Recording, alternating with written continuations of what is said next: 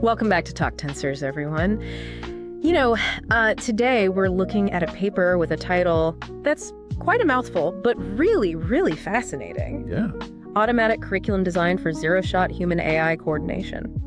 Yeah, when I first saw that title, I thought, this is going to be interesting. Yeah. So really what we're talking about here is, can we build AI that can coordinate with humans? Yeah. Without training on any human data? Yeah. That's the zero-shot part. Right. And that's kind of mind-blowing to think about. And to make it even more fun, they're testing it in this virtual kitchen environment called Overcooked AI. That's right. I think they picked that because, it's a limited domain, but it's still complex enough to really probe some of these coordination challenges. We've seen some really impressive advances in zero-shot learning and, image recognition. Yeah. Like being able to classify objects you've never seen before, but this coordination aspect, that adds a whole other layer of complexity. So how does this paper kind of build upon what's already been done? Well, previous zero-shot methods were good at generalizing to new partners, but they struggled when the environment changed. Like imagine you're playing a video game with an AI. Yeah. It learns your style, you're doing great as a team, but then the level changes.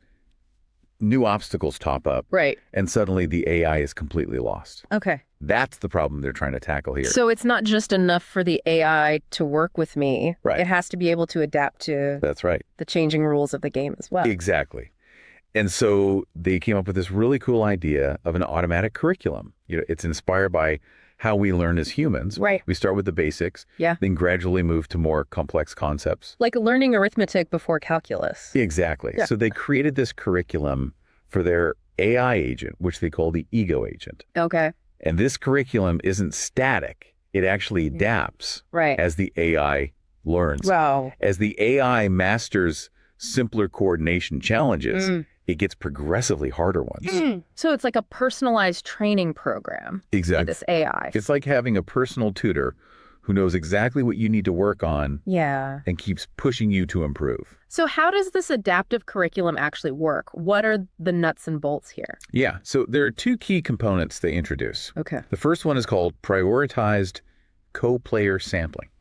Interesting. Remember we talked about the AI needing to adapt to different partners? Yeah. Well, in this curriculum, the AI gets to interact with a bunch of different virtual co-players, each with their own skill level and strategies. So it's like playing tennis against different opponents. Yeah, exactly. Yeah. You get exposed to different playing styles. Right. And that helps you improve your overall game. Now, here's the clever part. Okay. The system prioritizes pairing the AI with the co-players that it has the most trouble coordinating with. Makes sense. You want to focus on Exactly. where we get it. Exactly. It's kind of like focusing on the things that trip you up, the things that make you make mistakes. So it's constantly being challenged. It's constantly being pushed outside its comfort zone. Yeah. To learn and adapt. Now, the second component is a bit more technical. Okay. It's called the return-based learning potential score. Okay, now I'm intrigued. Yeah, this is where things get interesting. So traditionally, a lot of AI systems, especially in competitive settings, are trained to minimize regret. They're trying to avoid making mistakes. Right. But when it comes to collaboration, avoiding errors isn't enough. Right, because you have to actually contribute to the team. You got to be proactive. You got to be thinking about how your actions can benefit the whole team, not just avoid your own individual missteps. So this return-based learning potential score is about shifting that focus. Exactly. It's about training the AI to prioritize actions that lead to the best collective outcome for the team. So instead of just avoiding mistakes, it's about maximizing the positive impact that it can have. And this is crucial for human AI coordination. Makes sense. Okay, this is all sounding very promising, but the big question is, does it actually work? Well, that's the exciting part. They actually tested this in Overcooked AI, and the results are really impressive. The AI trained with this curriculum approach significantly outperformed other AI systems in coordinating with both a simulated human player and, get this, real humans. Wow. So they actually had people play with the AI. They did. And they found that the human players really enjoyed working with this AI. They found it to be much more collaborative and easier to coordinate with. So it passed the human test as well. It did. Okay, this is really, really cool stuff. I'm eager to hear more about the broader implications of this research. Yeah, me too. But I think it's a good time to take a quick break and hear from our sponsors. We'll be back in a moment to explore some novel notions inspired by this work. Welcome back to Talk Tensors.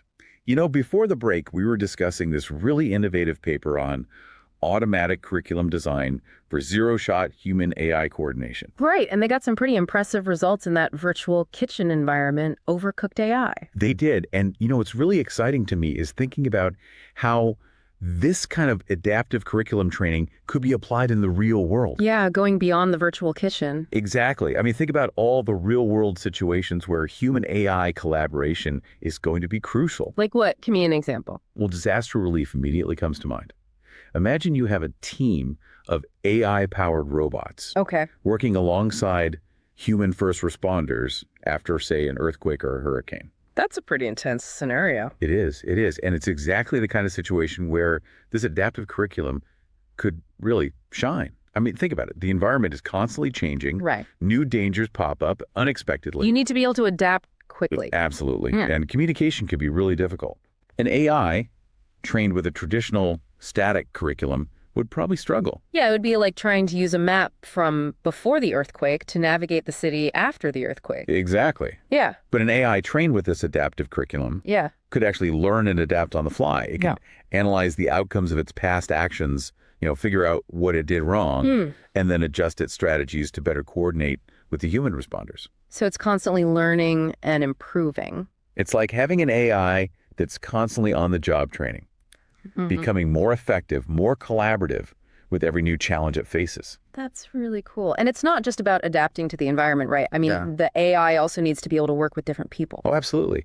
In Overcooked AI, the AI was interacting with other virtual agents. Right. But in a real disaster zone, it's going to have to coordinate with a whole team of human responders. And they're all going to have their own expertise, their own ways of communicating. Exactly. You know, so we need AI that's not just technically proficient, but also socially intelligent. AI that can pick up on subtle cues in human communication. Right. Understand the nuances of teamwork and leadership. And respond appropriately to the emotional states of their human teammates. It's almost like we're talking about AI that can empathize with humans. In a way, yes. I mean, that's where this research gets really interesting. Right. It's not just about building machines that can perform tasks. Right. It's about building machines that can truly understand us. And collaborate with us on a deeper level. This is amazing stuff. But, you know, I have to ask, are there any potential risks here? I mean, we're talking about giving AI a lot of autonomy in these really critical situations. Of course, any new technology comes with potential risks. Yeah. And we need to be very careful about how we develop and deploy these systems. One concern is the possibility of unintended consequences. Right, because no matter how well we train an AI, there's always a chance it could encounter something unexpected. Exactly, and make a decision that leads to a negative outcome. So it's like the classic sci-fi trope of the robot that misinterprets its orders and goes haywire. But in this case, the stakes are much higher. Absolutely. We're talking about AI operating in life or death situations. Right. So we need to be extremely cautious. We need to build in safeguards, rigorous testing protocols, and clear lines of accountability to make sure that these AI systems are always used ethically and responsibly. Okay, so we've talked about disaster relief, but what about other applications? Oh, there are so many possibilities. What about climate change? That's a big one. It is. It is. And it's a problem that requires global cooperation and innovative solutions. Absolutely. What if we could train AI to not only analyze all the data on climate patterns, energy consumption, human behavior, but also to coordinate with people from all over the world to develop and implement effective climate change mitigation strategies. Like having an AI-powered global brain. Exactly, helping us to navigate the complexities of this massive problem and find a path towards a more sustainable future. That's a really powerful vision, but it's important to remember that this research is still in its early stages. Oh, absolutely. We're just scratching the surface of what's possible with AI. Right. And there's a lot of work to be done. But that's what makes this field so exciting. It is. Yeah. It is. I mean, who knows what incredible breakthroughs are just around the corner. Okay, so we've explored some really interesting potential applications of this adaptive curriculum approach. We have. But I want to make sure we circle back to the core concepts of this paper. Yeah, let's do that. All right, so we've talked about some really interesting potential applications for this research, but I want to make sure we really highlight what makes this particular paper so groundbreaking. Yeah, absolutely. I think what's really elegant about this work is this idea of an adaptive curriculum. Hmm. It's not just a clever trick. It's like a fundamental shift in how we think about training AI for collaboration.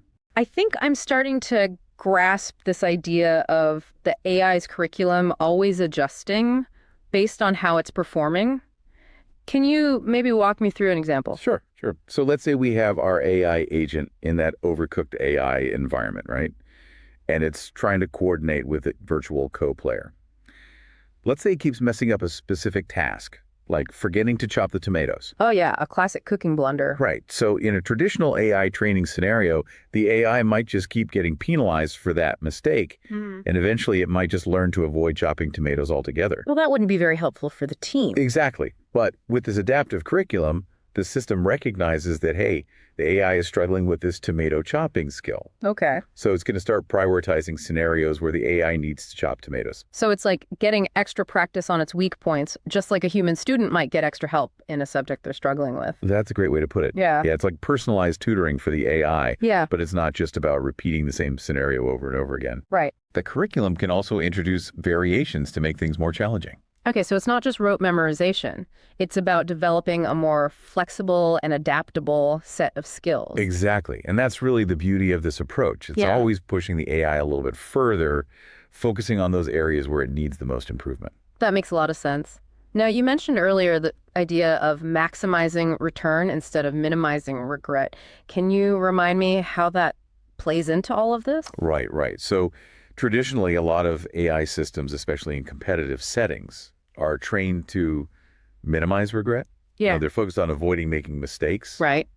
But when it comes to collaboration, just avoiding mistakes isn't enough. Yeah, because you actually have to contribute to the team's success. You've got to be proactive. Yeah. You have to think about how your actions are going to benefit the whole team, Right. not just avoid your own individual errors. So this return-based learning potential score is all about shifting that focus. Exactly. It's about training the AI to prioritize the actions that are going to lead to the best possible outcome for everyone. Instead of just playing it safe. Right. It's about maximizing the positive impact the AI can have on the team's overall performance. I see. So it's really a more holistic approach to AI training. I think that's a great way to put it. Well, this has been a fascinating deep dive into the world of human AI coordination. I feel like we've only just scratched the surface. Oh, absolutely. This is a field that's just exploding with possibilities. And this paper is a really significant contribution to that field. It really is. I mean, it's pushing the boundaries of what we thought was possible with AI. It's not just about building AI that can beat us at games or automate tasks. It's about building AI that can truly understand and collaborate with us. Exactly. And that's what makes this research so exciting. Well said. And I want to thank you again for joining me on this journey. And to our listeners out there, thanks for tuning in to Talk Tensors. We'll be back next time with another deep dive into the world of machine learning. Until then, keep those neural networks firing.